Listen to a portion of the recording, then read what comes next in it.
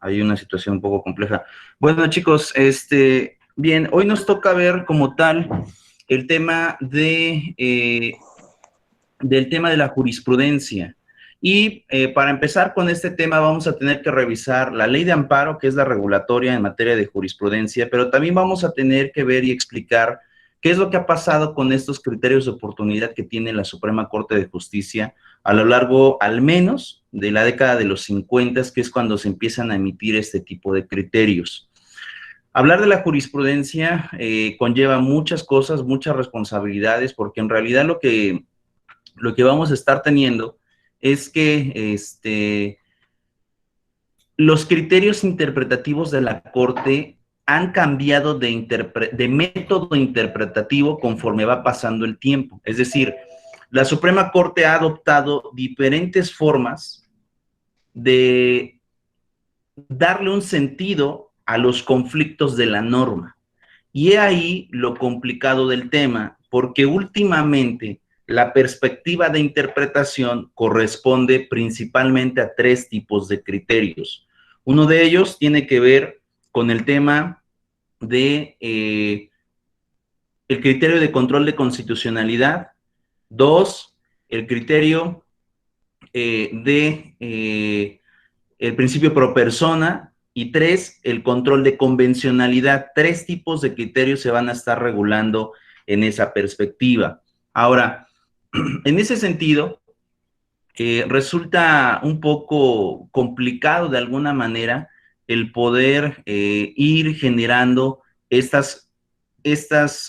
en realidad generaciones de la propia jurisprudencia, porque prácticamente conforme han pasado las décadas, cada 10 años se actualiza la época interpretativa de la norma.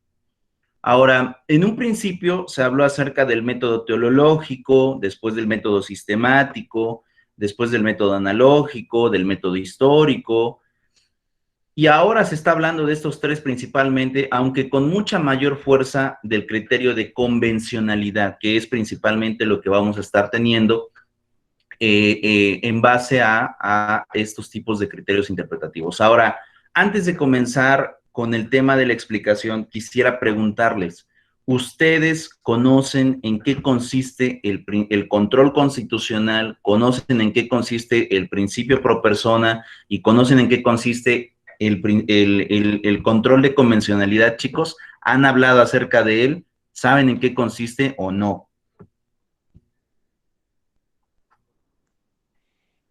Pues por primera vez escucho esta palabra. ¿Nunca los han escuchado? No, profe. Ok, No, no. bueno, ok, bueno, sobre esta parte y sobre lo que estábamos viendo en la sesión pasada, eh,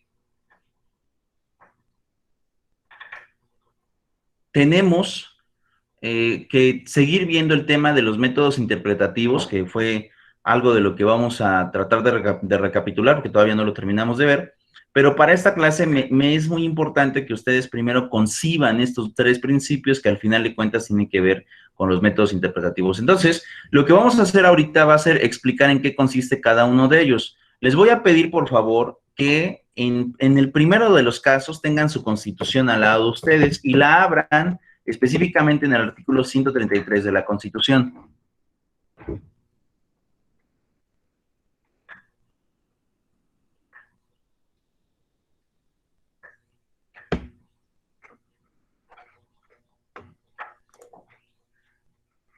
¿Ya los tienen?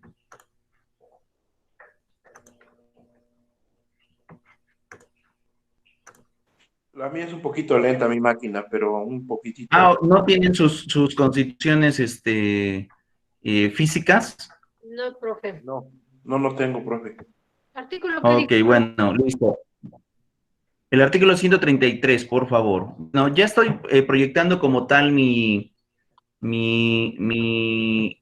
página o mi pantalla, mejor dicho, y vamos a hacer lo siguiente. Seguramente de esta clase a lo mejor se llegan a acordar, en alguna de sus materias de habrán visto. Vamos a poner tres pirámides. 1, 2 y 3. ¿De acuerdo? Ahora, ¿qué pasa con esas tres pirámides? Las vamos a tener que dividir en secciones. Vamos a tener la primera sección y la segunda sección. Ahora, en este sentido, vamos a explicar lo siguiente. Vean, las vamos a dividir en 6 niveles. Primer nivel, segundo nivel, tercer nivel, cuarto nivel y quinto nivel. ¿De acuerdo? Ahora, ¿qué es lo que pasa en estos supuestos? Seguramente muchos de ustedes se acordarán de esta pirámide, de lo que hablábamos en el artículo 133. ¿Quién de ustedes quiere darle lectura si es que ya tiene el artículo 133 de la Constitución? Por favor.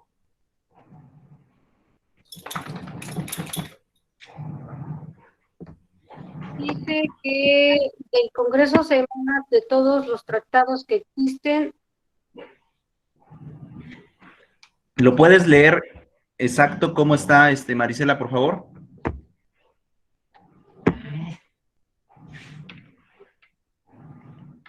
Dice, esta Constitución, las leyes del Congreso de la Unión que emanen de ella y todos los tratados que existen de acuerdo con la misma, celebrados y que celebren por el presidente de la República con aprobación del Senado, serán la ley suprema de toda la Unión.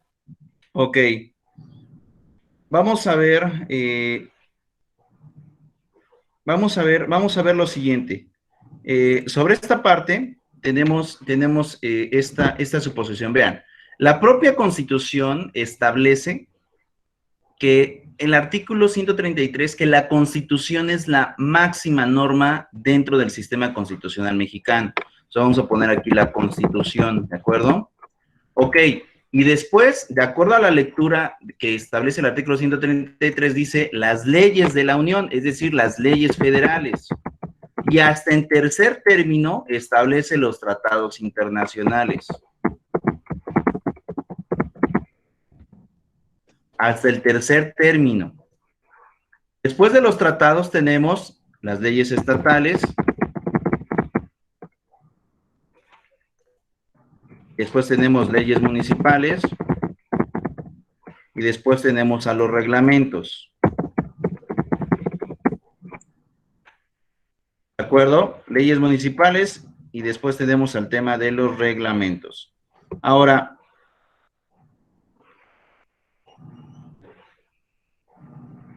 en este supuesto, lo que vamos a estar generando es, es lo siguiente. Vean, en el caso o en los casos de este sistema, atendiendo el tema de la norma, constitución, leyes federales, tratados internacionales, leyes estatales, leyes municipales y reglamentos, vamos a tener también lo que conocemos como el famoso control constitucional.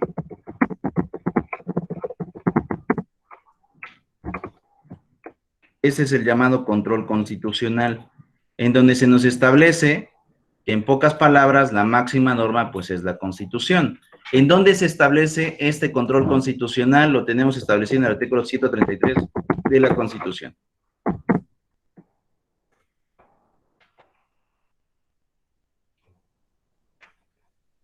¿De acuerdo? ¿Sí lo van copiando? Sí, profe. Ok. Sobre esta medida veremos lo siguiente. No es el único, la única forma de darle lo que conocemos como la jerarquía de la norma, ¿de acuerdo? Es más, seguramente ustedes habrán visto en sus otras materias, es que este es el control de la Constitución, que la Constitución es la máxima norma dentro del sistema jurídico mexicano, ¿cierto? Sí. Ok.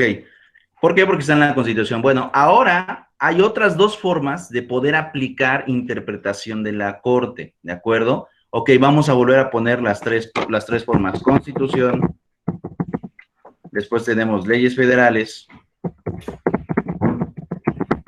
después tenemos tratados internacionales,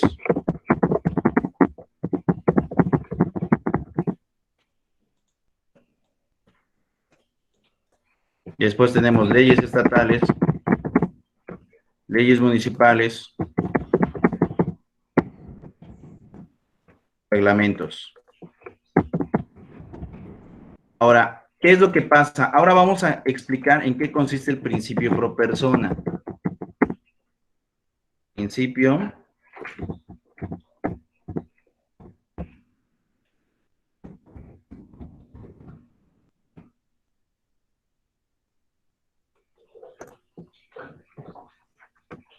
el principio pro persona. Ahora, ¿qué pasa con el principio pro persona? El 10 de junio de 2011 se realiza una reforma al texto constitucional. Se realiza una reforma al texto constitucional, al artículo 1 específicamente, y se nos establece que en México ya no solamente se iban a proteger lo que conocíamos como garantías individuales, sino que ahora también se iban a proteger el tema de derechos humanos. Entonces, ¿qué es lo que sucede en la aplicación de esta interpretación de derechos humanos? Existe un conflicto entre la Constitución y los tratados internacionales. ¿Por qué? Porque la mayoría de los tratados internacionales, la mayoría, no está en la Constitución, está en los tratados internacionales. Entonces, resultaría un poco complicado saber cuál de las normas es la que debo de aplicar tratándose de derechos humanos, si la Constitución o los tratados internacionales. Y ante este conflicto, la Corte estableció una forma de interpretar a través de lo que conocemos como ius, a través de la jurisprudencia. Y vamos a ver lo siguiente. Vamos a buscar, voy a poner búsqueda de tesis, y vamos a encontrar una jurisprudencia por ahí del 2012, que nos explica en qué consiste el principio pro persona. Vean, esta es la página ahora que la acaban de renovar de la Suprema Corte.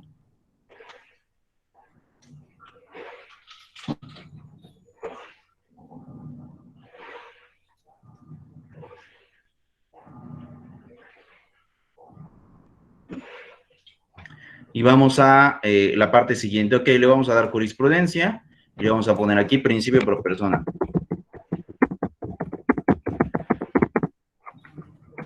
Vamos a poner buscar. O le ponemos nada más pro persona para que salgan los criterios, buscar.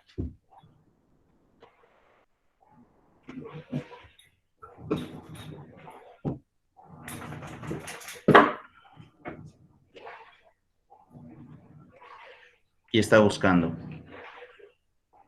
Ok, nosotros vamos a buscar aquella jurisprudencia que la define, qué es, qué vamos a hacer cuando existe un conflicto entre la Constitución y los tratados internacionales, hablando de derechos humanos. Y ese criterio por ahí salió del 2012, hablando de los principios, y viene por ahí el criterio, lo vamos a buscar, vamos a ver aquí, no, me voy a ir hasta la página 3, porque ya es un criterio muy viejito.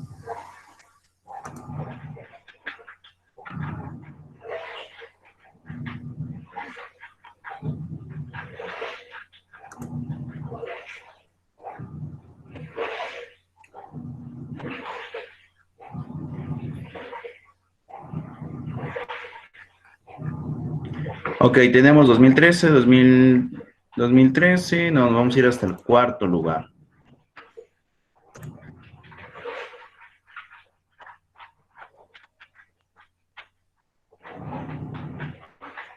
Ok, y vamos a ver lo siguiente. Principio pro persona, y luego dice criterio de selección de la norma del derecho fundamental aplicable. Esta es una jurisprudencia que como tal nos define en qué consiste este criterio. Entonces la vamos a leer y vamos a poder, aquí en esta norma nos va a explicar qué va a pasar cuando existe un criterio de derechos humanos y existe un conflicto entre la Constitución y un tratado internacional. ¿Cuál de esas dos normas va a prevalecer? Entonces, por ahí le pido a Marisela, si es que lo está viendo, que lo pueda leer. Si es que está chica la letra, con gusto la puedo hacer más grande.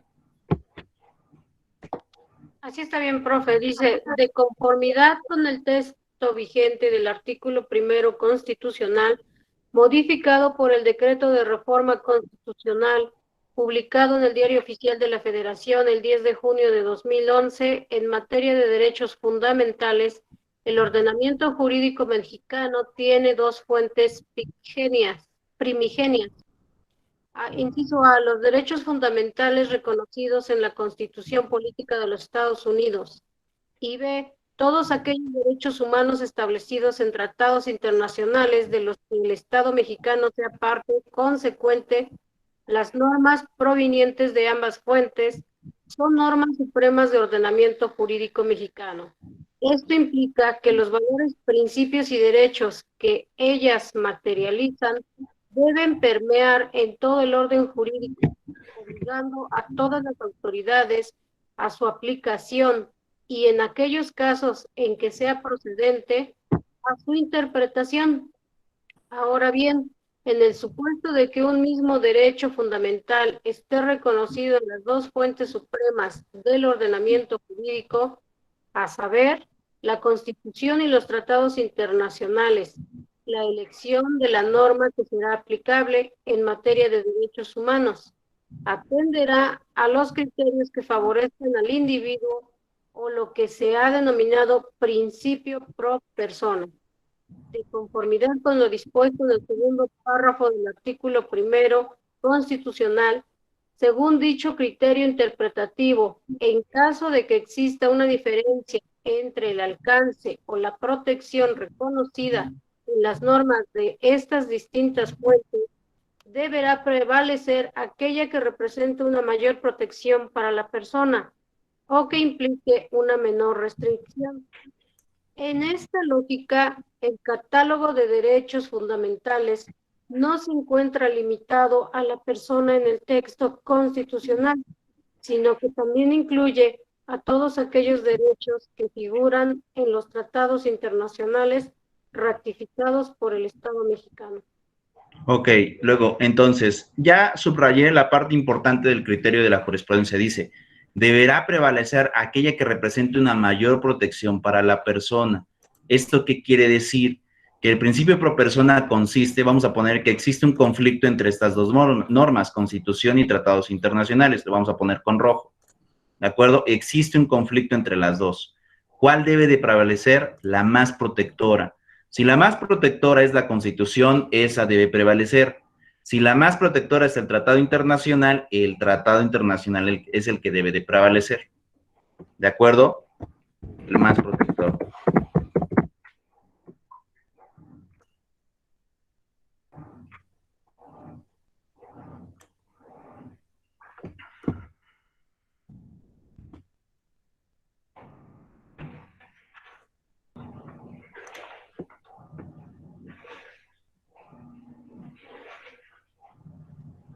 ¿De acuerdo? ¿Y dónde está el fundamento? Ese es el criterio que lo establece, registro digital, ese es el criterio de tesis, el registro digital 2000. Voy a ponerlo, permítanme tantito. Y vamos a ponerlo aquí. El registro digital. ¿De acuerdo?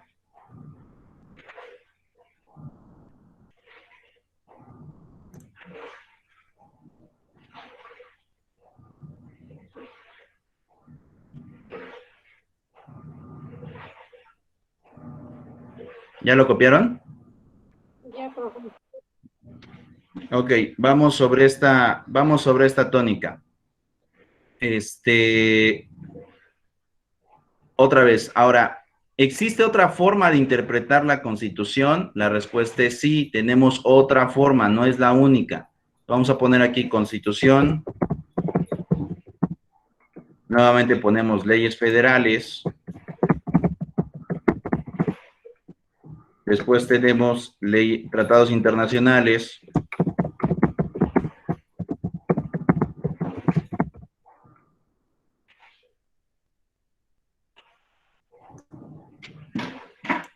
Después tenemos leyes estatales, leyes municipales,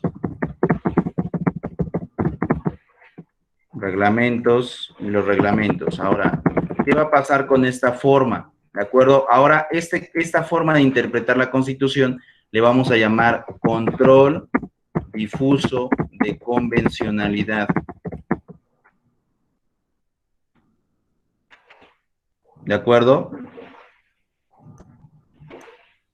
El control difuso de convencionalidad. Esta es otra forma de interpretar la norma.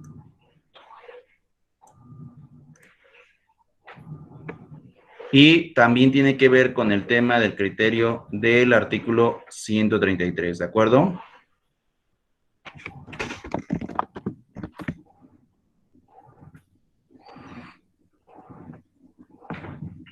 ¿Vamos bien?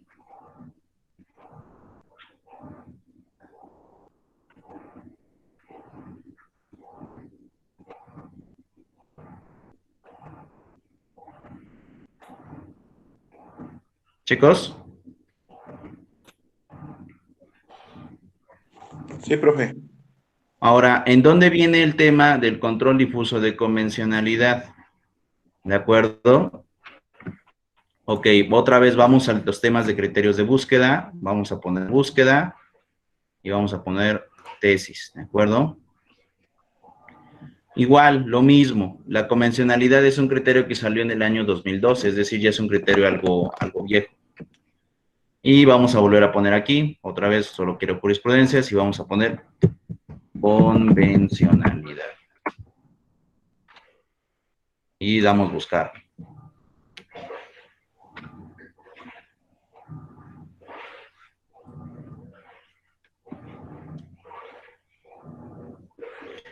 Y de igual forma, como el criterio ya es un poco, pues, longevo, vamos a irnos hasta la página 3 y nos vamos a ir a los criterios por ahí de 2012.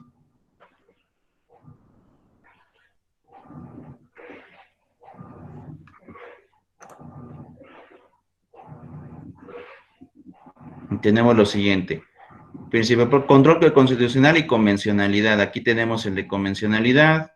Y bueno, nos habla acerca también de la diferencia del control pro hominem y el control pro persona. Su aplicación aplica a los conocimientos de los presupuestos formales. Vamos a ver este criterio, ¿de acuerdo? El de convencionalidad. Ok, aquí tenemos el control de convencionalidad. También es una jurisprudencia, es jurisprudencia de la primera sala. Y bueno, ya leyó Marisela, por favor, ahora léelo, Josué, por favor. Ajá. Dice, control de constitucionalidad y de convencionalidad. Dice, mediante reforma publicada en el Diario Oficial de la Federación el 10 de junio de 2011, se modificó el artículo primero de la Constitución Política de los Estados Unidos Mexicanos, rediseñándose la forma en la que los órganos del sistema jurisdiccional mexicano deberán ejercer el control de constitucionalidad, con anterior a la reforma apuntada, de conformidad con el texto del artículo 103, primera de la Constitución Federal, se entendía que el único órgano facultado para ejercer el control de constitucionalidad lo era el Poder Judicial de la Federación, a través de los medios establecidos en el propio concepto. No obstante, en virtud del reformado texto del artículo primero de la Constitucional, se da otro tipo de control, ya que se estableció que todas las autoridades del Estado mexicano tienen obligación de presentar, proteger y garantizar los derechos humanos reconocidos en la Constitución y en los tratados internacionales de los que el propio Estado mexicano es parte, lo que también comprende el control de convencionalidad. Por tanto, se concluye que en el sistema jurídico mexicano actual, los jueces nacionales, tanto federales como del orden común, están facultados para emitir pronunciamiento en respecto y garantía de los derechos humanos reconocidos por la Constitución Federal y por los tratados internacionales, con la limitante de que los jueces nacionales, en los casos que se sometan a su consideración distintos de las vías directas de control previstas en la norma fundamental, no podrán hacer declaratoria de inconstitucionalidad de normas generales, pues únicamente los órganos integrantes del Poder Judicial de la Federación, actuando como jueces constitucionales, podrán declarar la inconstitucionalidad de una norma por no ser conforme con la Constitución o los tratados internacionales, mientras que las demás autoridades jurisdiccionales del Estado mexicano solo podrán inaplicar la norma si consideran que no es conforme a la Constitución Federal o a los tratados internacionales en materia de derechos humanos. Ok, listo. Entonces tenemos lo siguiente. Regreso otra vez a la pirámide y entonces ¿en qué consiste este criterio? Primero, el control difuso de convencionalidad establece que los propios juzgadores pueden establecer criterios hablando de derechos humanos, les da esa facultad. Pero también, en pocas palabras, ¿en qué consiste el control difuso de convencionalidad? Que lo que aprendimos con el control constitucional de la jerarquía de las normas, aquí no va a existir, aquí se rompe, es nulo. Y entonces, ¿cuál de estas normas debo de aplicar si al final de cuentas el control ya no va a existir en la convencionalidad? Pues como el mismo criterio lo dice, al poder darles esa facultad a los juzgadores, el juzgador puede aplicar cualquier norma dentro de las que están aquí, pero que sea protectora de derechos humanos. La más protectora de derechos humanos. Vamos a poner el criterio. Registro digital. Y aquí ponemos esto.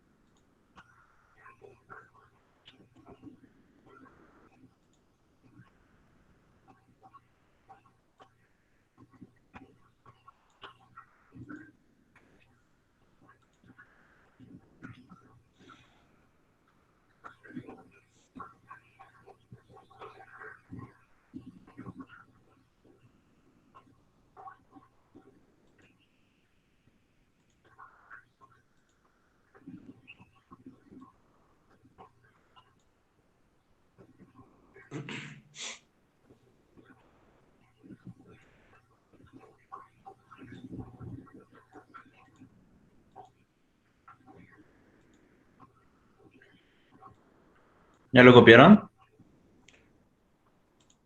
Ya lo pillé, profe. ¿Ya lo qué?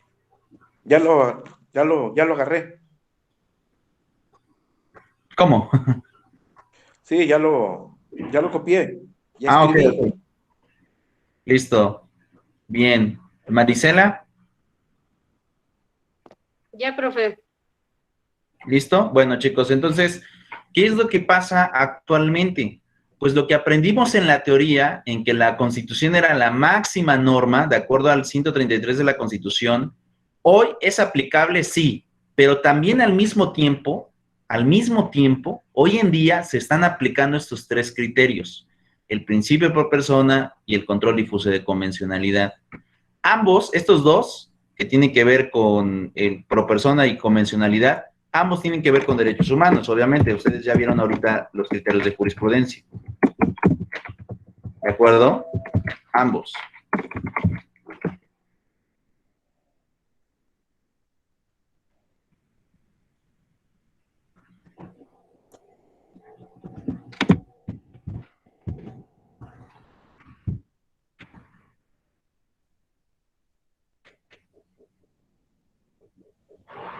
El tema de derechos humanos. Ambos tienen que ver con derechos humanos. Sin embargo, son dos formas de interpretar, al final de cuentas, o aplicar la norma. Los tres son vigentes y con los tres se están resolviendo asuntos hoy en día.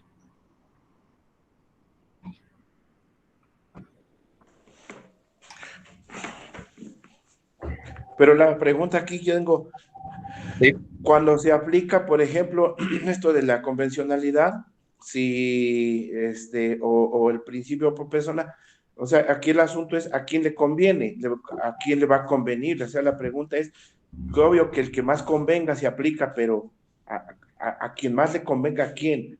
¿Al Ok, afectado o a la autoridad? ok, Porque vamos a actualmente, ver lo pues siguiente. aquí hay otro asunto aquí que Ok, tenemos constituciones internacionales o tratados internacionales, tenemos la Constitución, pero al fin son leyes escritas, pero a la hora de ya el que el juzgador, a quién le va a hacer justicia, pues, o a dónde se ve inclinado.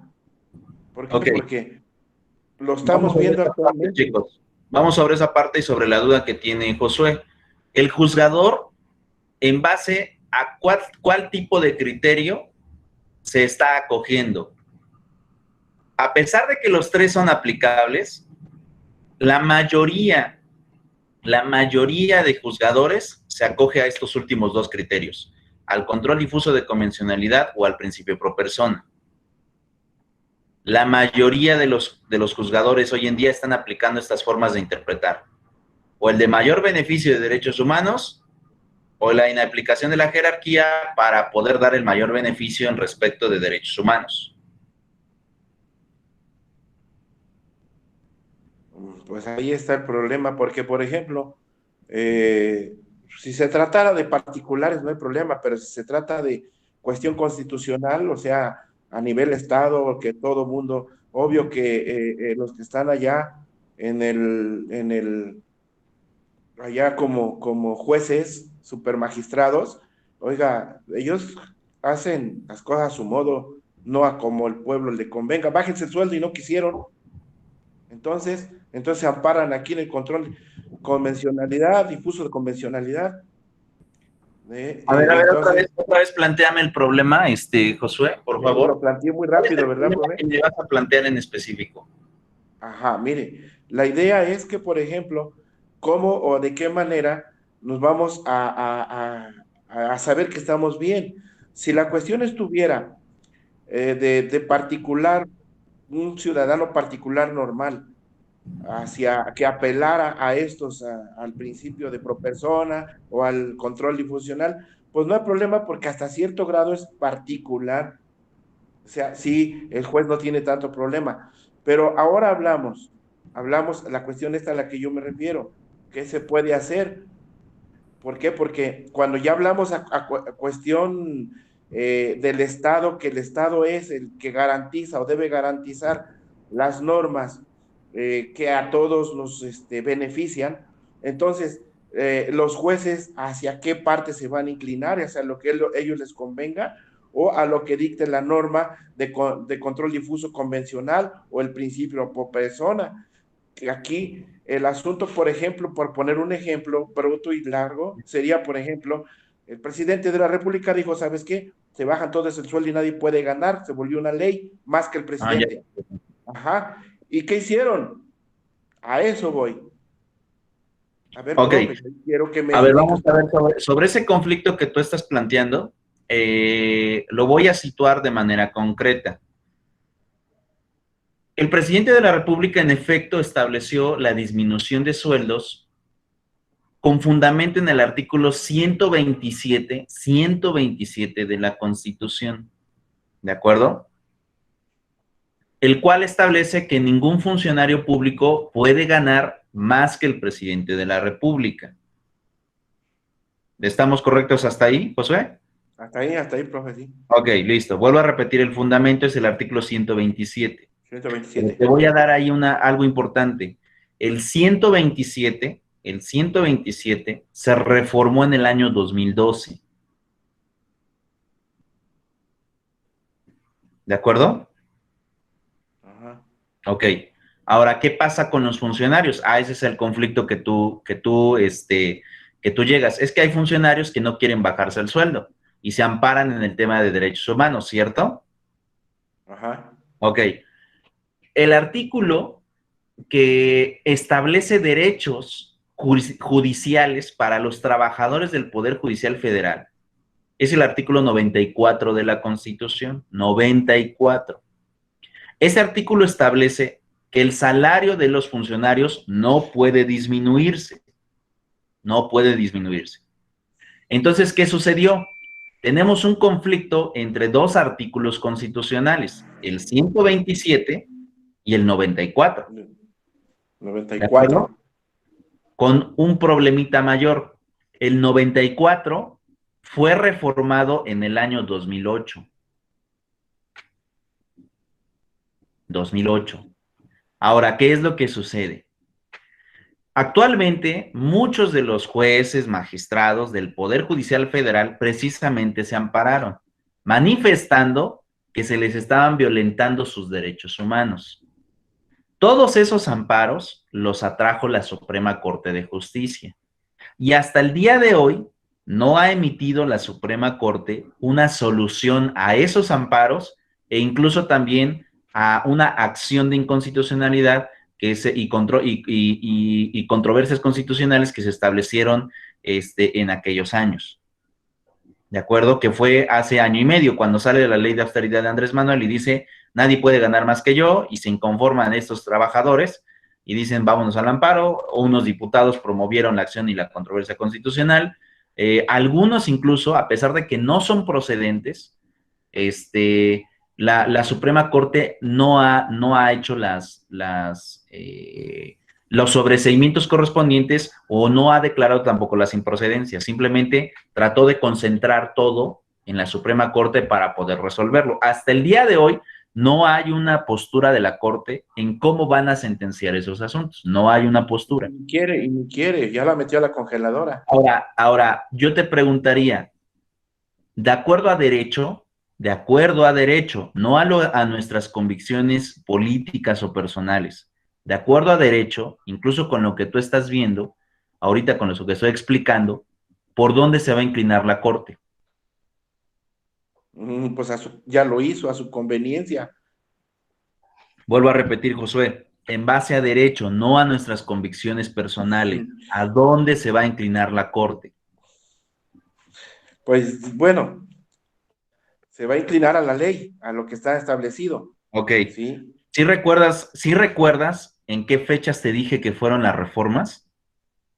Sí, en el Ok. 2008, 2008 la del 94 y la del 94. 2012 la del 127. Yo te pregunto Sí, en en el estos momentos, ¿cuál es la postura de la Suprema Corte que en teoría debería de dictar? ¿Les va a proteger a los funcionarios, sí o no? pues sí tiene que protegerlos. ¿Por qué? Por lo mismo, porque pues se tiene que apegar a lo que dice, de acuerdo a lo último, a la última reforma, o a lo que se hizo, pues lo último. ¿A la última reforma o a la reforma más vieja? Pues a la última, no, a la reforma más vieja, por eso se amparó. Ok, Sí. precisamente por eso, porque recuerda que también a nosotros se nos rige bajo el sistema de los principios fundamentales de derecho. Y dentro de esos principios hay un principio que se establece desde la época romana y dice primero en tiempo, primero en derecho. ¿Cuándo fue la reforma en donde se protege el salario de los funcionarios? En 2008. ¿Cuándo Sí. viene la reforma en la disminución de salarios conforme al presidente? En el 2012. Pero primero en tiempo, primero en derecho. De estas dos reformas, ¿cuál tiene mayor peso? La del 2008, la que va a proteger el salario de los funcionarios. ¿Por qué? Porque esa reforma fue primero, antes de hablar de que nadie podía ganar más que el presidente. Ahora, por eso te decía hace un momento, en base a derecho, a mí me parece que esa va a ser la solución que va a tomar la Corte, en base a derecho. Ya en cuanto a convicciones personales, a lo mejor ahí ya podemos, a lo mejor compartir el criterio, en que lo mejor en estos momentos es que todos los funcionarios, sin importar jerarquías, bajen sus salarios. Pero nuestras convicciones personales no son derecho, recuerda eso, Josué. Sí, claro. Nuestras convicciones personales no son derecho. Tenemos que hacerle caso a las reglas establecidas dentro del sistema jurídico. Ahora, como te decía, hasta el día de hoy no sabemos qué postura va a tomar la Corte. Yo creo que esa es la postura que va a tomar. Creo. Pero la Ojalá. Corte a veces también tiene la facultad de poder revertir criterios. Entonces, no es como tal una norma que vaya a establecer esa forma de solución. Puede establecer otras, pero dependemos de que lo resuelva. Hasta el día de hoy no hay una sola idea, ni siquiera no se ha pronunciado un proyecto acerca de cómo se van a resolver este tipo de amparos. ¿De acuerdo, Josué? Sí, profe. Marisela, ¿me querías decir por ahí algo? Sí, profe, ahí me entra la confusión de entonces no se supone que la ley se debe aplicar la vigente, no la pasada. Entonces, No, porque No. recuerden también lo siguiente. ¿Se acuerdan del artículo 14 constitucional? sí, Ok. Habla acerca de dos aspectos, retroactividad e irretroactividad. Y era precisamente lo que la clase pasada estábamos en el tema del debate. Y yo les decía, ustedes saben en qué consiste la retroactividad de la irretroactividad, porque es un principio que se establece en el 14. ¿De acuerdo? Y yo les decía, tú puedes aplicar en base a la retroactividad normas pasadas para tu beneficio. La respuesta es sí. No en perjuicio, no en perjuicio, pero en beneficio sí puedes aplicar normas pasadas. ¿De acuerdo? Es ahí donde se están agarrando pues las cosas. Ahora, eso también tiene que ver con lo siguiente, chicos. Como podrán darse cuenta, todo el sistema, lo bonito del derecho es que no es como las matemáticas. En las matemáticas está todo exacto. Ya sabes que 2 más 2 siempre va a dar 4. Todo está establecido. Hay fórmulas establecidas. En el derecho no. Todo es moldeable. Todo es interpretativo. Y también el derecho está en constante cambio, es dinámico. Por eso hay reformas a cada momento y a cada rato. Pero no por el hecho de que se reforme una norma quiere decir que a lo mejor las pasadas van a dejar de aplicarse. Se pueden continuar aplicando durante el tiempo en los asuntos que comenzaron en aquella época. Sí. ¿De acuerdo? Sí, es que no, aquí la cuestión no es cuadrada, pues, no es exacta, pues, bien. Exacto, Bien no dicha es, la palabra, no es como las matemáticas. En las matemáticas todo es exacto, todo es cuadrado. Por eso en las matemáticas que ocupas tablas de datos, estadísticas, todo es exacto. En el derecho no sucede así.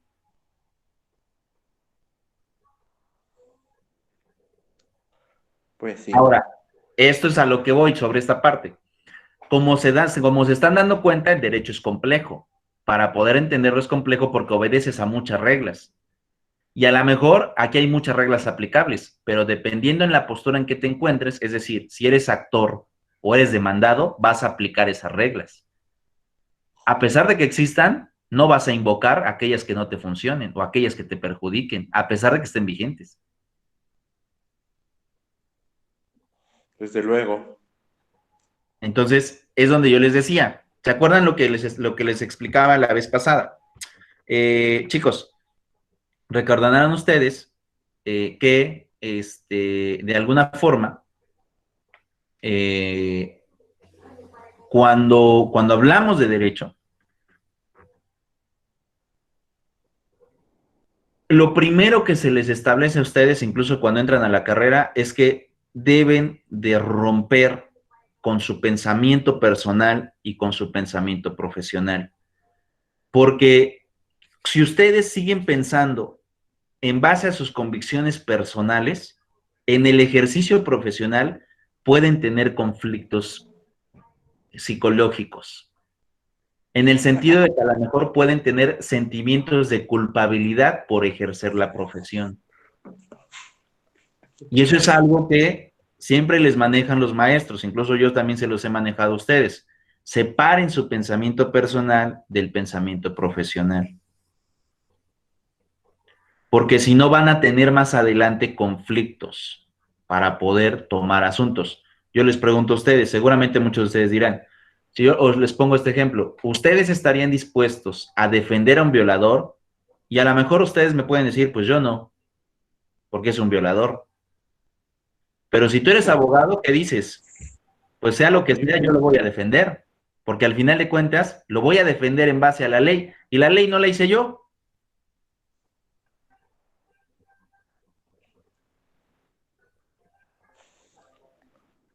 Te puedes traumar, Marisela. ¿Me explico? Sí. Entonces, eso es lo que pasa en el derecho. Aquí vas a confrontarte con muchas de tus ideas personales. Si tú no logras separar tu pensamiento personal y tu vida profesional, es muy probable que tú te sientas a lo mejor culpable hasta de defender a un probable delincuente. O te sientas culpable de ejercer una acción jurídica porque digas, o porque puedes decir, es que esto no es moral, esto va en contra de mi religión, y puedes tener sentimientos de culpabilidad. Y eso a la larga te va a generar conflictos personales. A la larga te va a generar. Me acaba de pasar con una tarea, profe, con la materia derecho procesal penal. Entonces nos pusieron una cuestión de una chica que hace, usted lo conoce, eh, la Dalia Negra. Entonces, Ok. esta chica la mataron y esto y lo otro. Y nos pone que, pues, aquí vamos, ¿cómo le vamos a defender? Y ahí salió, para mí salió ese conflicto que usted nos dice, porque se trata de que, bueno, yo lo defendería, si lo tendría que defender, sí, sí Claro. lo defendería. Ajá. Pero luego lo denuncio. Yo le puse a la maestra, lo acabo de mandar. No, pues yo lo denuncio por último. ¿Por qué? Porque sí, es exactamente lo que dice, tenemos conflictos, aunque no quisiera, pero sí hay conflicto, porque si ya nos dimos cuenta que el que acabo de defender en verdad sí violó, en verdad sí mató, entonces ya me quedo yo con esa cuestión moral. O sea, ¿qué hice? Darle la garantía para que siga haciendo lo mismo. Entonces sí, es difícil. La verdad sí es difícil.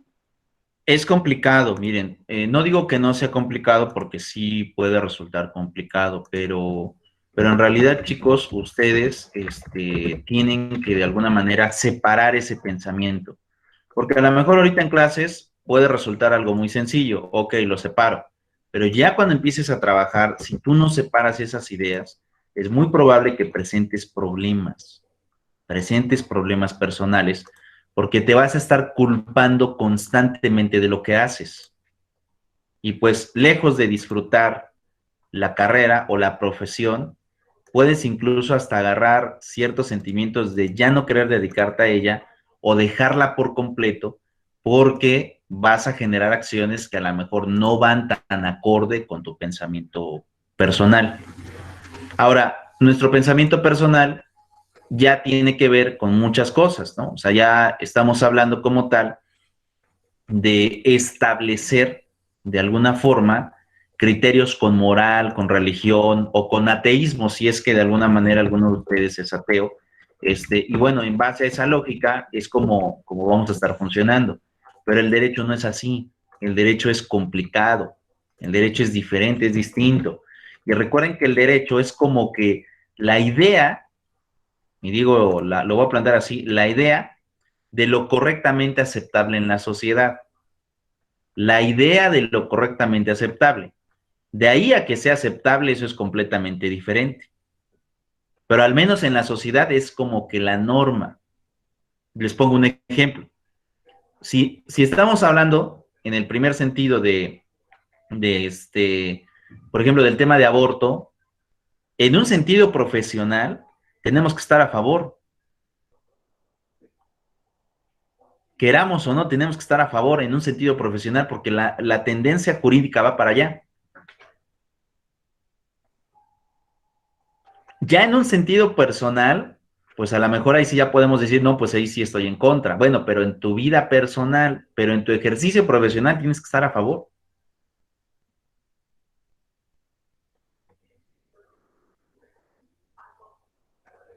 Lo mismo pasa, por ejemplo, ahorita con la oleada que viene, el tema de la legalización de la marihuana, también tenemos que estar a favor.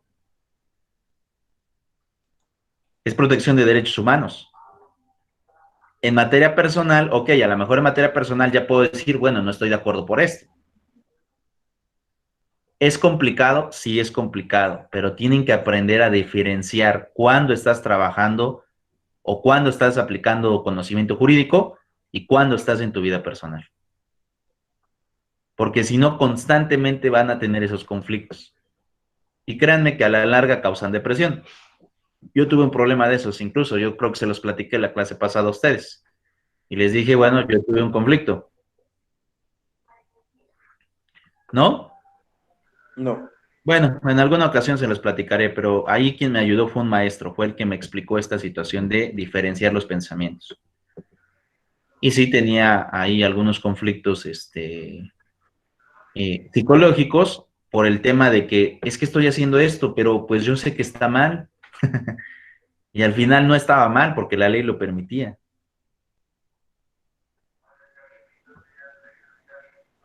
Entonces, he ahí o de ahí radica la diferencia entre los conflictos que vamos a estar teniendo. Pero bueno, ¿dudas, preguntas, Josué? ¿Dudas, preguntas, Marisela?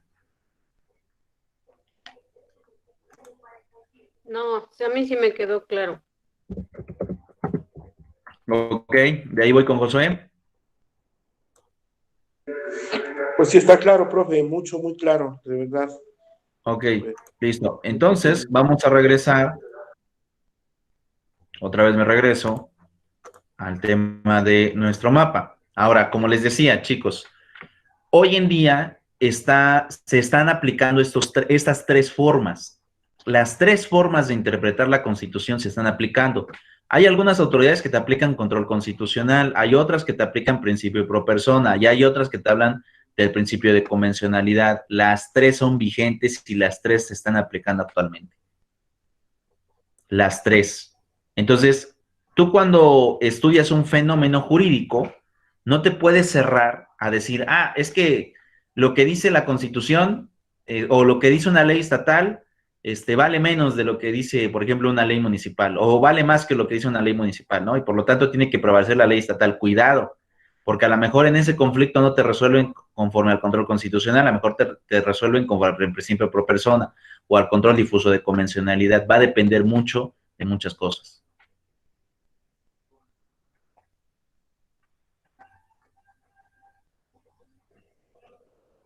¿De acuerdo?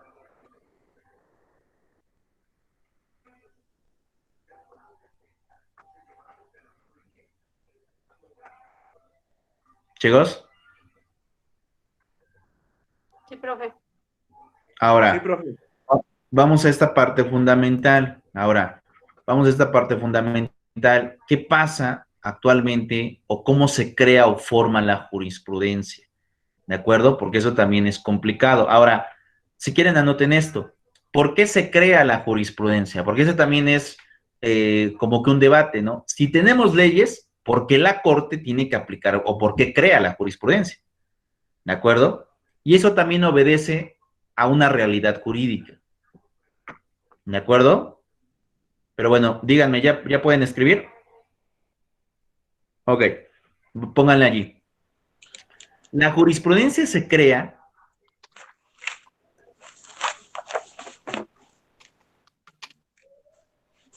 porque aún y a pesar de que tenemos normas escritas,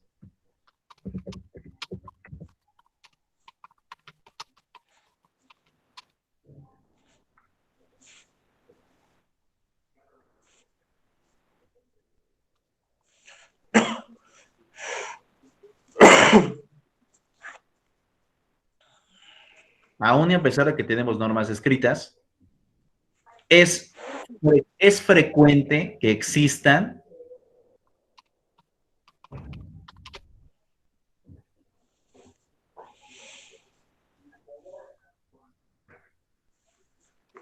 lagunas en la ley, así se escribe, lagunas en la ley.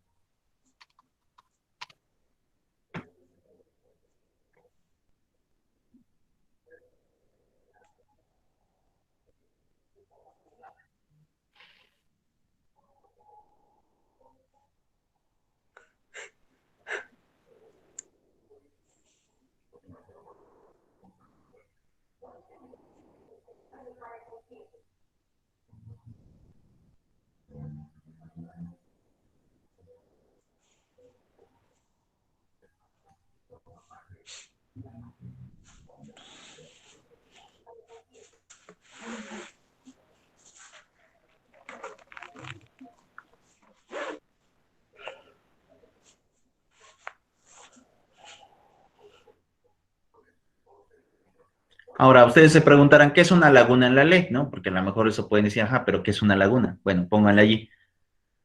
Una laguna en la ley es cuando existen dos normas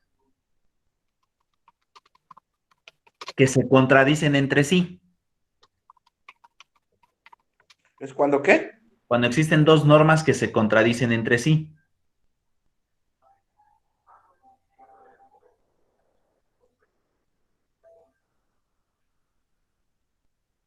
Coma.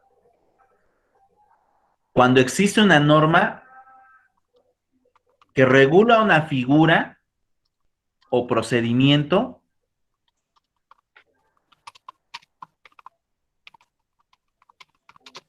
¿Que recurra? regula Regula. una norma o procedimiento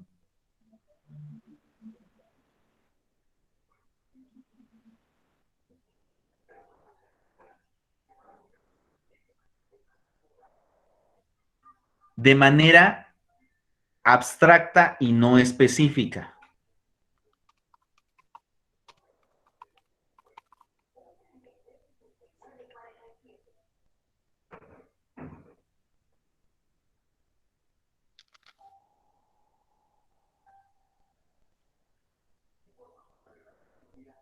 Coma. Cuando una norma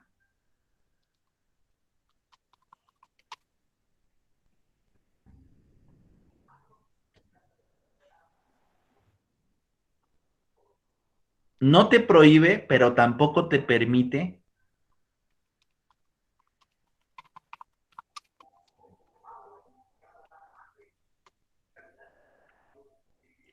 realizar una conducta.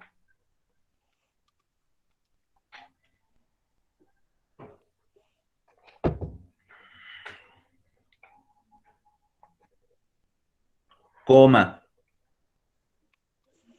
Cuando una norma es contraria a la propia Constitución o a un derecho humano.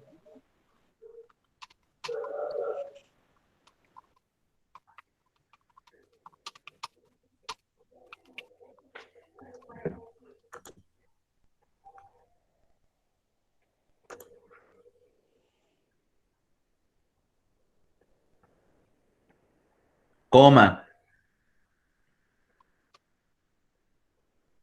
Cuando una norma te establece una figura jurídica, pero no te estipula el procedimiento.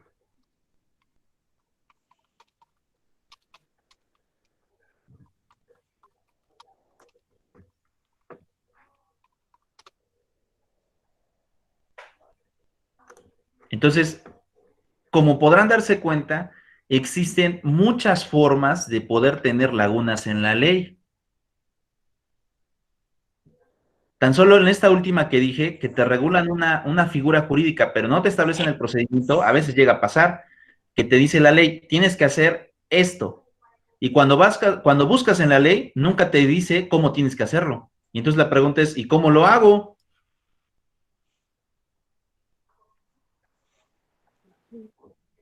Otro ejemplo, establecíamos la vez pasada, cuando una norma es contraria a la propia Constitución. Por ejemplo, el Código Civil de Puebla establece que los menores de 7 años tienen que estar con las mamás, obligatoriamente.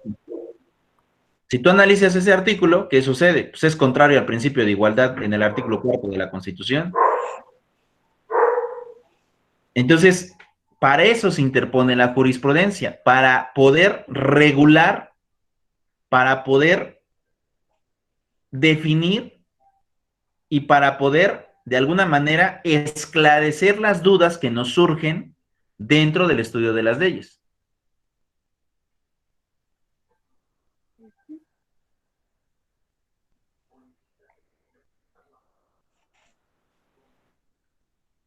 ¿De acuerdo?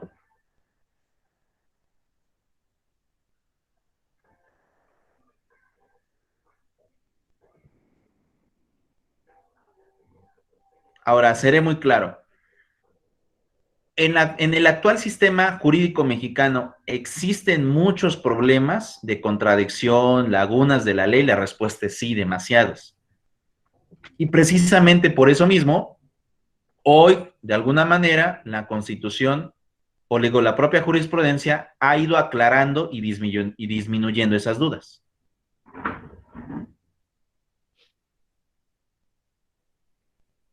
¿De acuerdo?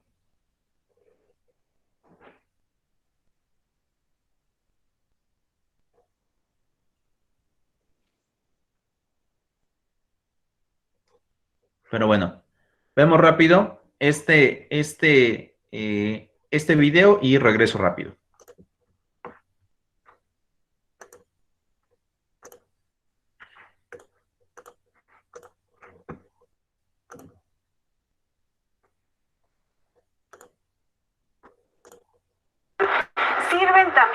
visibilizar la actuación de los juzgadores, ya que permiten identificar los argumentos que utilizan para resolver una controversia.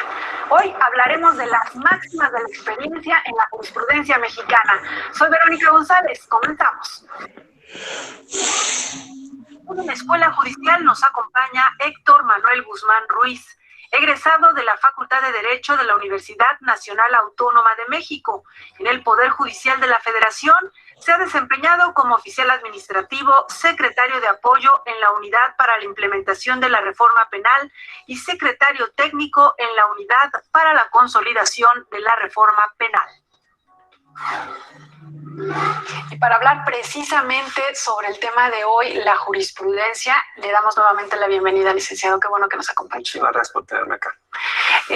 Para tener un contexto, para quienes no son especialistas, ¿no? Recuérdanos un poco en términos muy sencillos y accesibles, ¿qué es la jurisprudencia? ¿Quién la emite? ¿Por qué es tan trascendente? Bueno, la jurisprudencia son las decisiones que toman los órganos judiciales. En un sentido amplio, son las decisiones de los tribunales.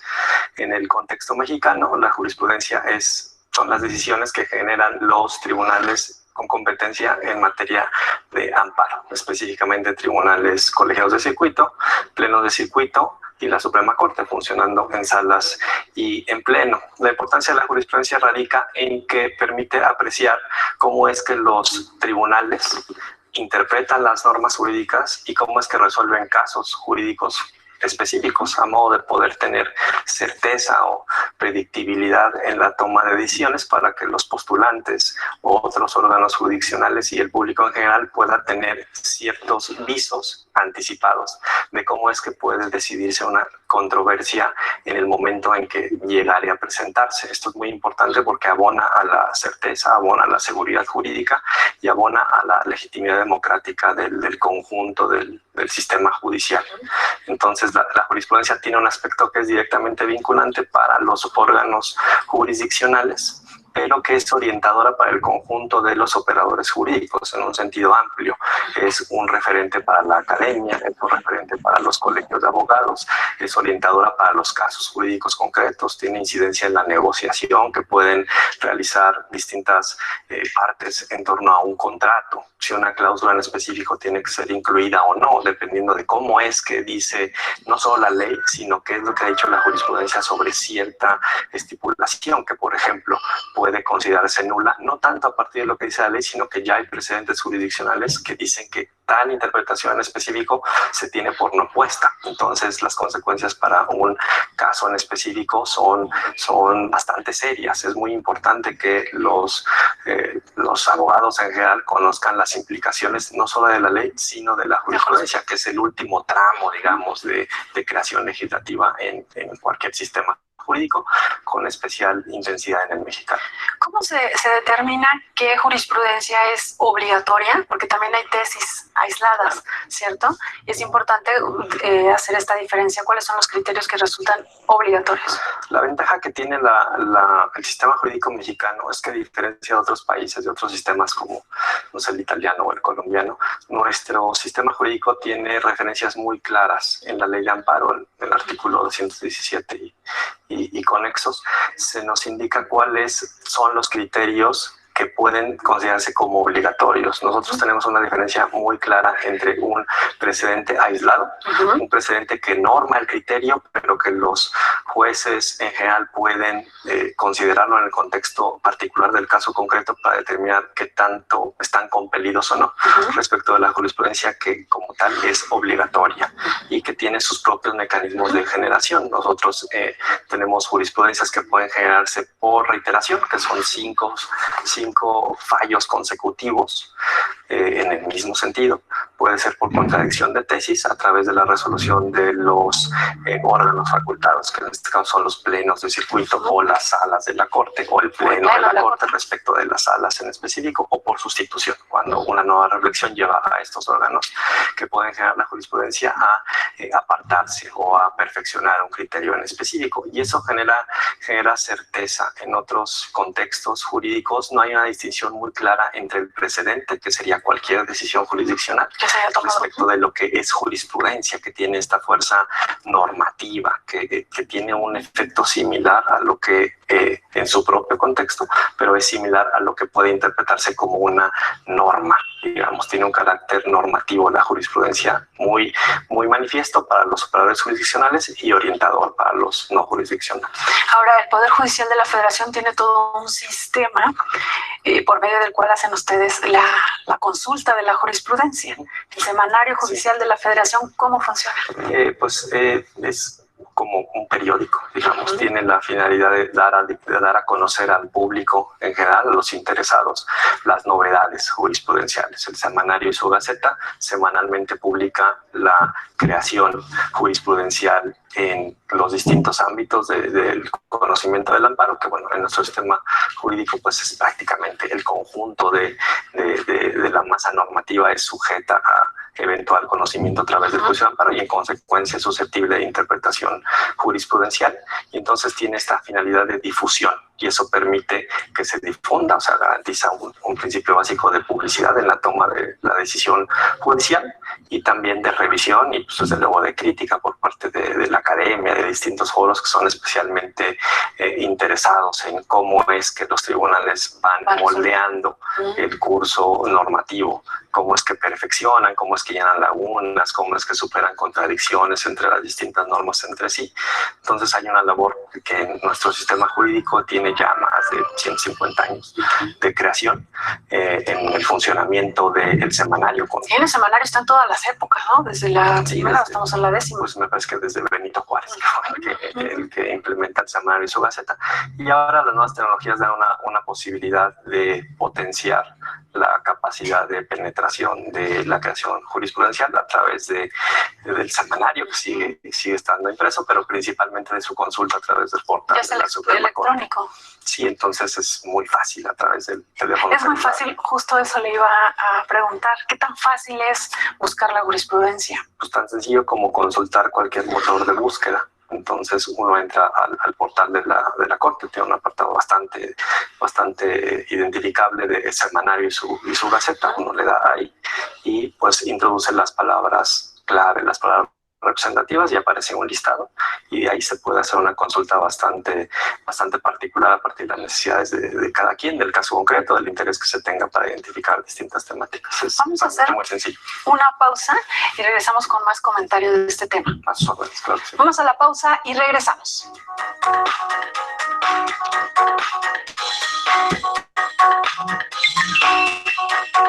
Vamos a poner una pequeña pausa y regreso para con ustedes. Miren, en realidad, como podrán darse cuenta, los criterios de jurisprudencia tienen un objeto principal e idóneo, que en pocas palabras es complementar lo que la propia ley ya está estableciendo. ¿Por qué la vamos a complementar? Por esos errores que yo les di a ustedes dentro de la definición.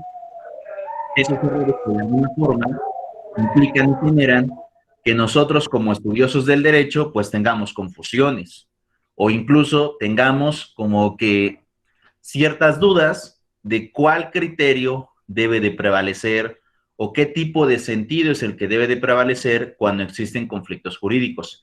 Y entonces para eso entra la jurisprudencia, para poder complementar los criterios de la propia ley en caso de que exista algún tipo de laguna. Ahora, en cuanto a lo que estaba viendo en el video, el portal del cual habla, pues ustedes ya lo vieron hace un momento, que es el Semanario de la Federación. Y pues hace un momento en vivo, y ustedes ahorita lo acaban de presenciar, cómo es que yo busqué de alguna forma jurisprudencias referentes a un tema en específico. Ahora, si quieren apúntenlo. La página del Semanario de la Federación para poder buscar criterios funciona a través de palabras clave.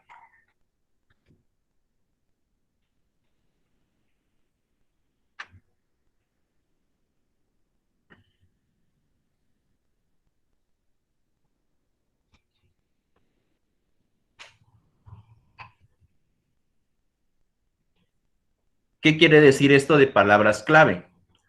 Que vas a tener una mejor búsqueda si simplemente pones una palabra, 2 palabras, máximo 3 palabras, de las cuales tú quieres conocer más, acerca de un tema del cual en específico que tú quieres conocer más.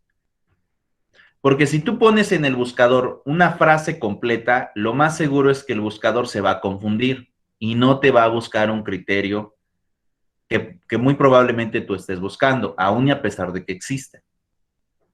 Entonces, no es bueno buscar frases, simplemente ocupamos palabras clave.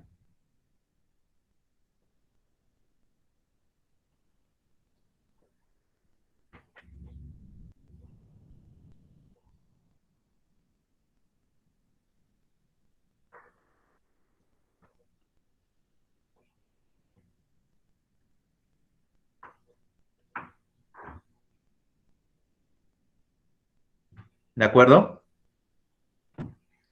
Y algo también que va a estar funcionando de manera clara.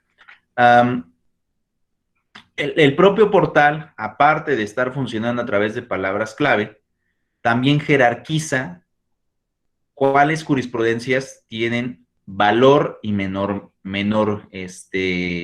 validez. ¿Cuáles jurisprudencias tienen mayor y menor validez?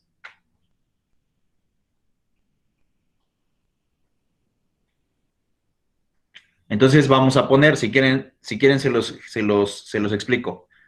Las jurisprudencias que tienen mayor validez son las que provienen de la Suprema Corte o de alguna de las salas de la Suprema Corte.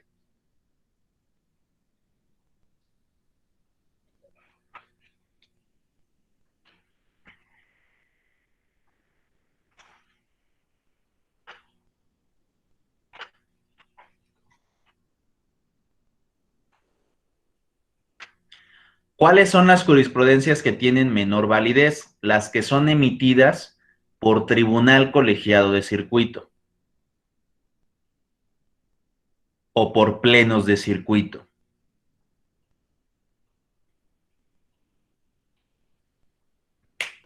¿Plenos de circuito y qué? Y tribunales colegiados de circuito. Gracias. Esas son las que tienen menor validez.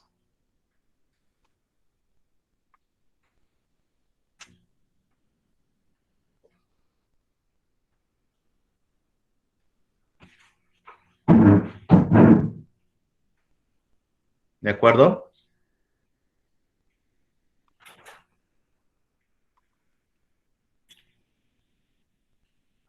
Entonces, esas son, digamos que las jurisprudencias, ¿cómo van a estar actuando? En realidad, yo siempre les digo a ustedes, cuando apliquen o cuando estén litigando, siempre fíjense en las jurisprudencias mayores. Es muy probable que el pleno de la Suprema Corte o las salas a veces no tengan criterios dentro de un tema en específico, porque eso también sucede. A pesar de que ellos crean jurisprudencia, en muchas ocasiones una sala de la Suprema Corte o la Suprema Corte a veces no tiene criterios sobre un tema en específico. A veces, o mejor dicho, las jurisprudencias que más abundan son las que son de menor jerarquía, las que provienen de tribunal colegiado o las que provienen de los plenos de circuito. Esas son las que más abundan. ¿De acuerdo? Pero también al mismo tiempo son las que menor validez llegan a tener.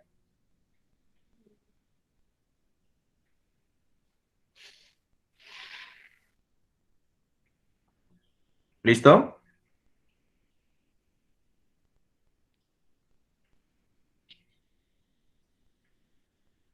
¿Dudas, preguntas hasta aquí, Marisela? ¿Josué? No, profe. No, profe. ¿Ninguno? Listo, entonces seguimos viendo el tema del video.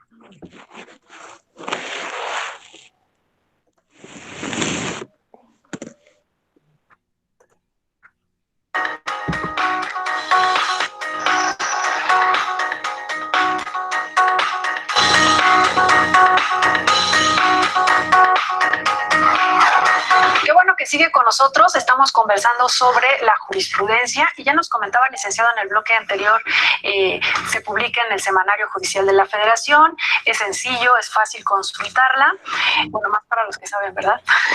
Pero el asunto es que debemos entender cuando se habla de las máximas de la experiencia, ¿no? Relacionado con la jurisprudencia.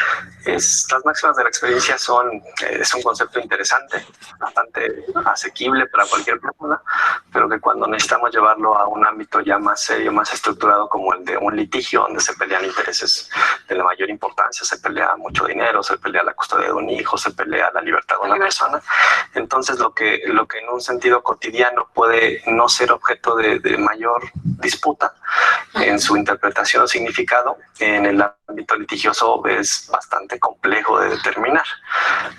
Poniendo un ejemplo, cuando usted en la mañana se levanta y mira el cielo, o le preguntan cómo crees que va a estar el día, pues usted mira el cielo y a partir de su propia experiencia dice, yo creo que va a llover, yo creo que va a ser frío, y eso está muy bien en ese contexto, ¿no? A partir de lo que usted sabe del mundo, de su propia experiencia, pues como persona viviente, usted puede tomar una decisión, y eso está muy bien, y la mayoría de las veces en la vida cotidiana tomamos decisiones a partir de nuestra propia experiencia, de nuestro propio conocimiento. Cuando las personas nos tenemos que poner de acuerdo para ir a un restaurante, un poco apelamos a nuestra propia experiencia para saber en qué lugar se presta un buen servicio, cuál es la comida que más nos gusta, en fin. Cuando necesitamos ponernos de acuerdo entre varias personas, es a donde el criterio individual necesita, digamos, aclararse o reforzarse, y es ahí donde aparece esta idea de una máxima, algo que no depende de cada quien en particular, sino que es más un estado del arte, un estatus que tiene una predominancia en las opiniones individuales. Digamos, esto es lo que la mayoría de las personas hacemos cuando hablamos, por ejemplo, de quién es el mejor futbolista y abordamos las polémicas de si Pelé o Maradona. Cada quien puede tener su propia opinión, pero a la hora de alcanzar un consenso aparece cierto criterio, cierto canon, cierto estándar que podríamos identificar como una máxima. Entonces, en un contexto más, como usted refiere, más estructurado de argumentación, donde sobre todo como en el contexto mexicano a los juzgadores se les impone la obligación de fundar y motivar la decisión, entonces el concepto máxima de la experiencia adquiere un contexto ya no popular, sino técnico, y la jurisprudencia mexicana tiene una larga reflexión, desde la sexta época por lo menos, de criterios que han ido reflexionando sobre cómo debe de entenderse el concepto máximas de la experiencia para que los jueces decidan qué valor probatorio le asignan a cierto documento o a cierta prueba en un contexto justo de reflexión sobre la experiencia y los alcances de esa propia experiencia. Entonces desde el punto de vista del análisis jurisprudencial es un concepto interesante de analizar, porque tiene esta elasticidad y esta aplicación a muchos ámbitos del quehacer jurídico. ¿A cuáles ámbitos, licenciado? ¿Cuáles serían los usos de estas máximas de la experiencia? La jurisprudencia mexicana tiene varias posibilidades. Está decididamente orientada a reflexionar sobre las máximas de la experiencia para valorar pruebas. Digamos, tiene esa finalidad muy específica. Conforme a las máximas de la experiencia, dice la jurisprudencia, cómo debe de valorarse un testimonio. Conforme a las máximas de la experiencia, cuál es el alcance de esta documental. Conforme a las máximas de la experiencia, qué tan verificable es el procedimiento o la conclusión a la que arriba un perito. Conforme a las máximas de la experiencia, cómo podemos interpretar esta porción normativa en específico. Incluso tiene algunos usos, la jurisprudencia más alejados de la valoración probatoria, como por ejemplo colmar lagunas normativas. Es un concepto muy flexible, es muy interesante por eso. Para irle entendiendo y ir como paso a paso, podríamos poner como un ejemplo en el caso de la prueba testimonial, ¿cómo se usaría ahí? Sí, claro. Conforme a las máximas de la experiencia, podría decir una tesis, ¿es o no confiable un testimonio que refiere que una persona apreció la comisión de ciertos hechos a 100 metros de distancia, por ejemplo? Las máximas de la experiencia nos dirían que el ojo humano tiene ciertas posibilidades, tiene cierto alcance, cierto rango, o la reflexión en esta misma línea de pensamiento sería si puede apreciar los mismos hechos con la misma claridad, si es de día o si es de noche, si está cerca de una luminaria o está lejos de una luminaria. Si las máximas de la experiencia nos muestran que puede tener parcialidad a partir de una relación de parentesco, una relación de noviazgo, una relación de animosidad incluso.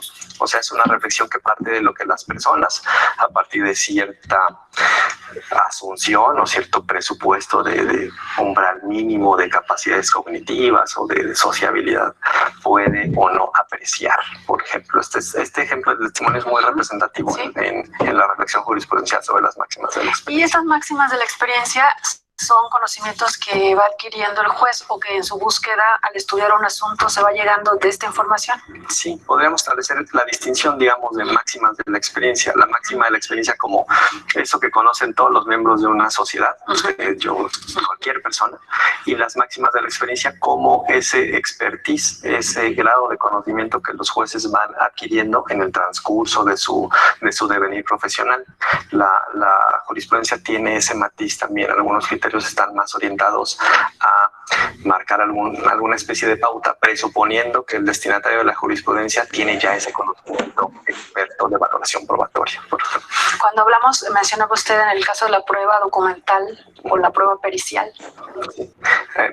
La jurisprudencia, mismo, ¿no? Sí, está en esa misma lógica. La jurisprudencia reflexiona, por ejemplo, sobre la validez de un sello a partir de la posibilidad de que sea apreciado.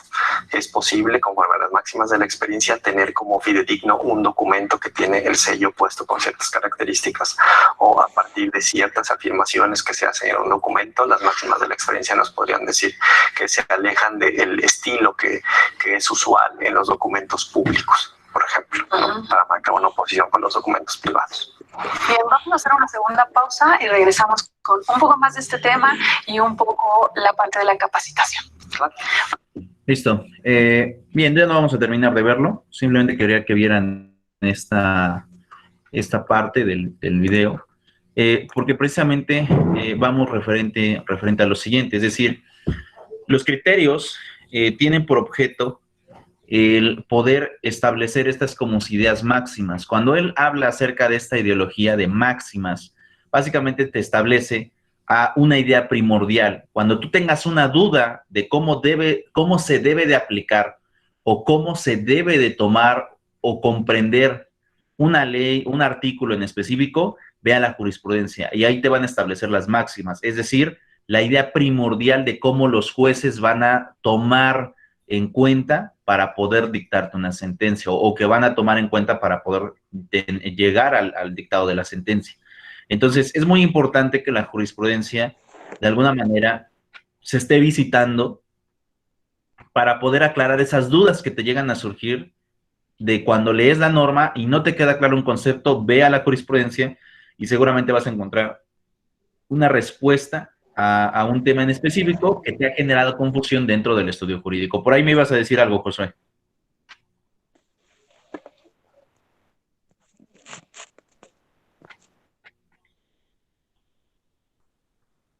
¿No, Josué?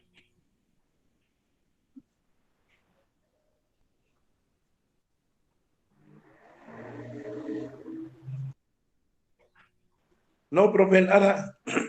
Sería ruido, nada más.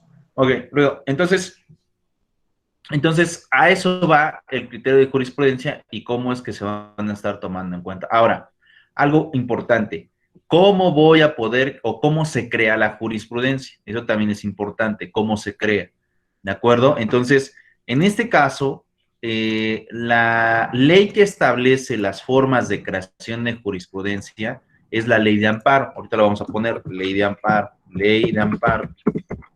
La ley de amparo es la que nos va a estar estableciendo las formas para poder crear estos criterios interpretativos, porque seguramente muchos de ustedes dirán, ajá, y nada más esa voluntad de los jueces que llevan y crean jurisprudencia. La respuesta es no, hay un método, hay métodos en realidad para poder crearla. Entonces, por ejemplo, aquí si yo le pongo control F, vamos a poner jurisprudencia.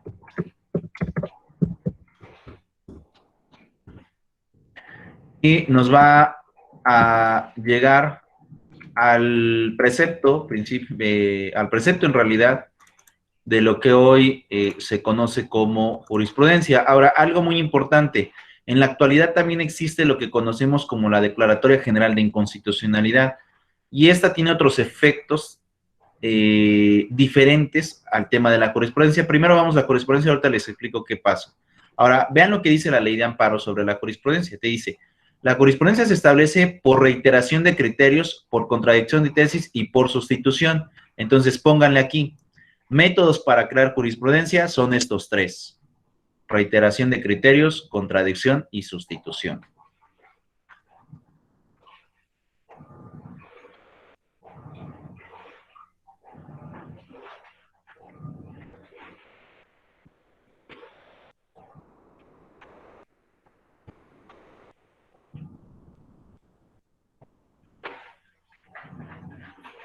¿Ya quedó?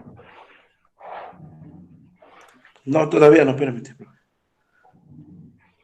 Reiteración, contradicción y sustitución.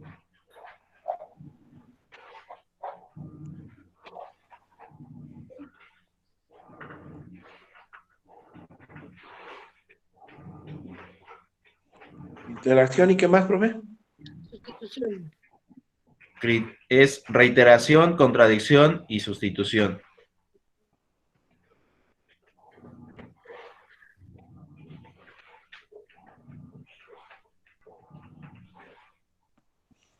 Sí.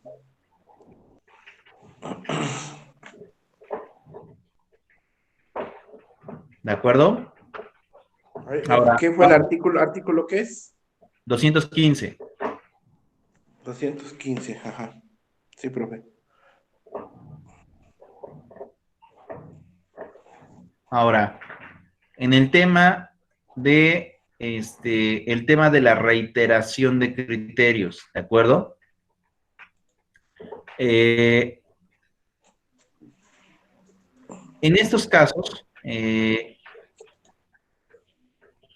el tema de la reiteración de criterios,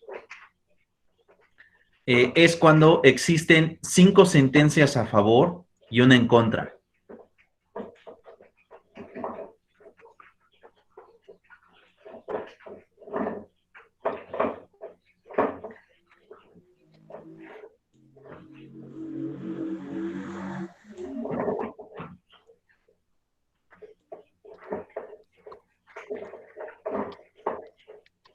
Es cuando existen qué, perdón, profesor. 5 sentencias a favor y una en contra.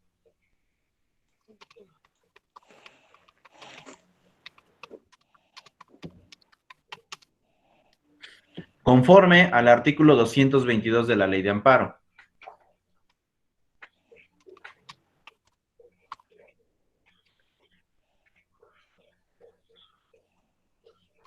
Esa es por reiteración.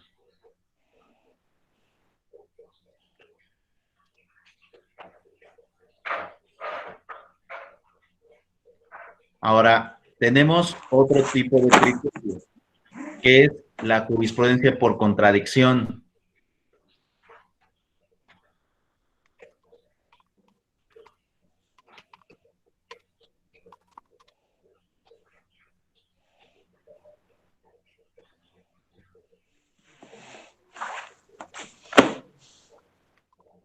¿De acuerdo? Ahora, en los casos de contradicción, es cuando existe, por ejemplo, existe una jurisprudencia de la Suprema Corte, por ejemplo, que sí te permite hacer algo, o las salas de la Suprema Corte, que sí te permiten hacer algo. La primera sala te dice que sí se puede hacer en un sentido, pero después la segunda sala de la Suprema Corte te dice que no se puede hacer eso mismo que estableció la primera.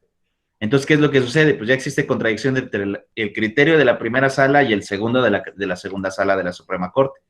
Entonces, ¿qué pasa? Pues para poder resolver esta contradicción, se tiene que formar una nueva jurisprudencia.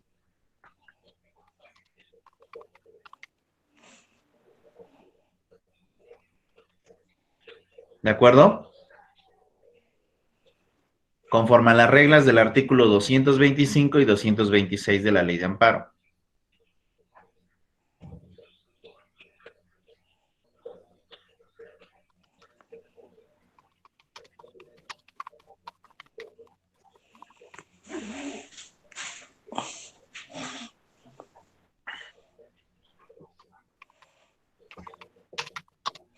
¿200 qué? 225 y 226 de la Ley de Amparo.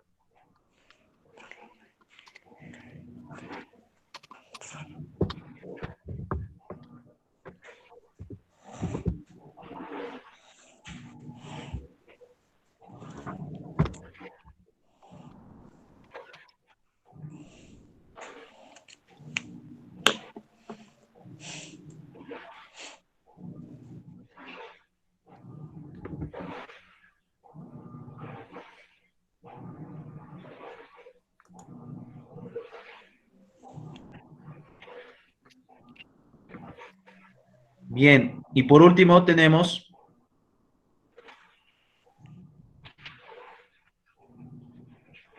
el tema de la jurisprudencia por sustitución, que bueno, eso en realidad no es muy compleja, chicos. El tema de la sustitución tiene que ver cuando... ¿Por qué? ¿Por sustitución? Ajá. En eso tiene que ver cuando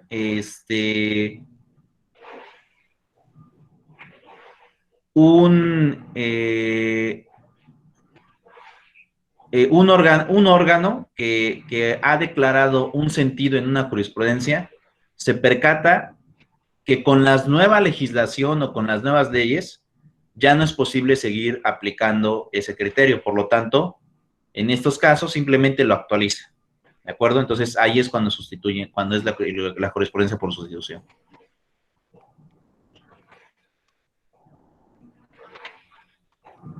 Es decir, deja en desuso un criterio anterior y establece uno nuevo.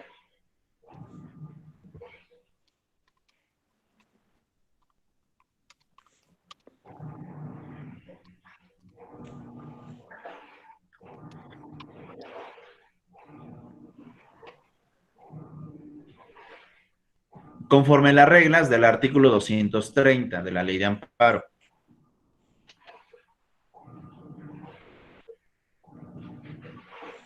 ...230 de la Ley de Amparo.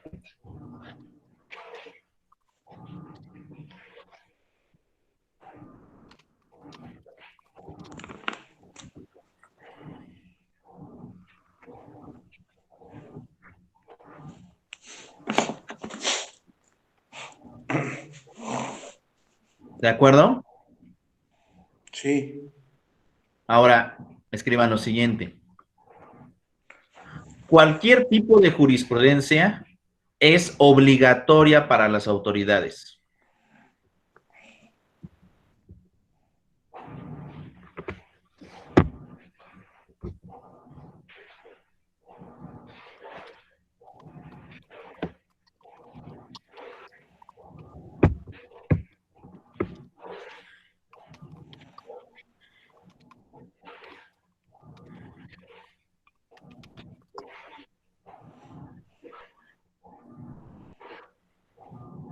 Y pónganle allí, las tesis aisladas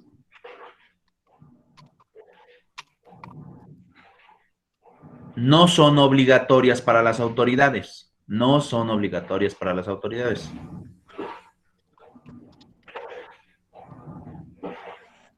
Punto y seguido. Simplemente son orientadoras.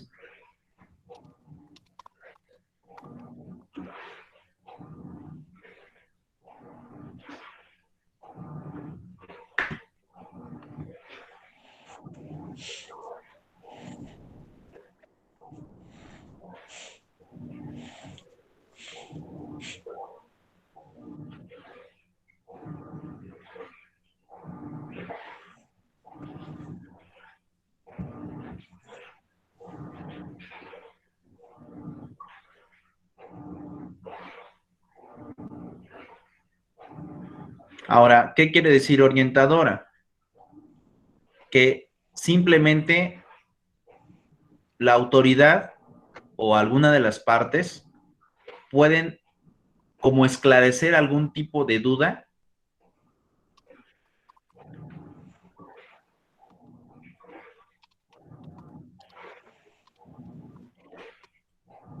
cuando exista alguna laguna en la ley.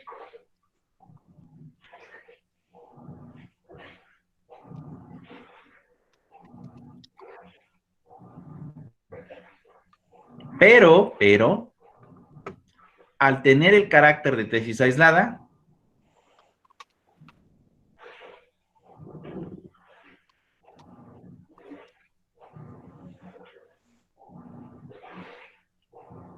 la autoridad tendrá la facultad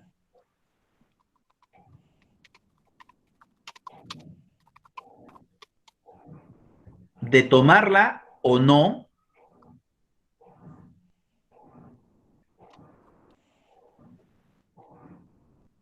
y entre paréntesis le ponen opcional,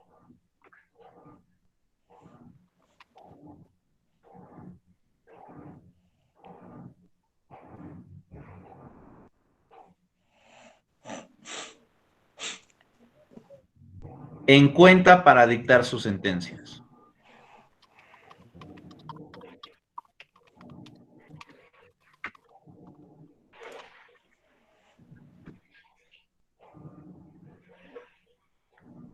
Entonces, pues eso es importante, ¿no? O sea, cuando es jurisprudencia, es obligatoria, ¿de acuerdo? Va a valer más la jurisprudencia que emita la Suprema Corte, después las salas de la Suprema Corte, después el pleno de circuito y después un tribunal colegiado de circuito.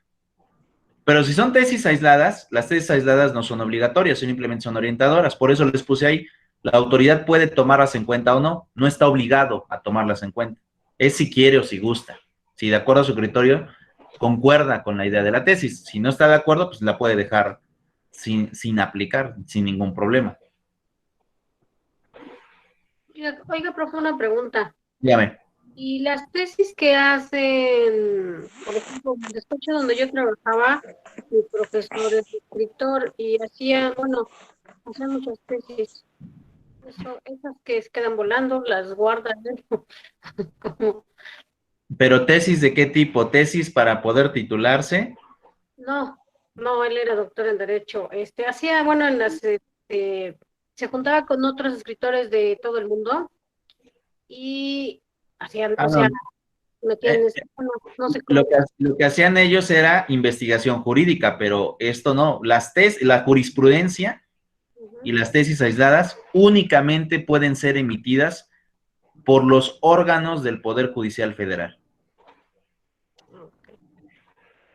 Entonces, si quieren, pónganle ahí la aclaración. Únicamente pueden ser emitidas por los órganos del Poder Judicial Federal. Los estatales no pueden emitir jurisprudencia, solamente federales.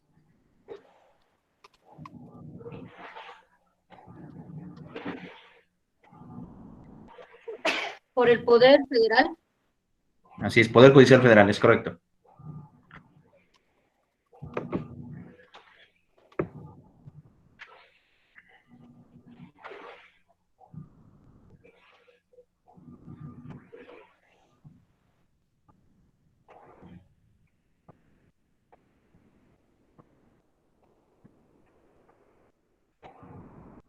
¿De acuerdo?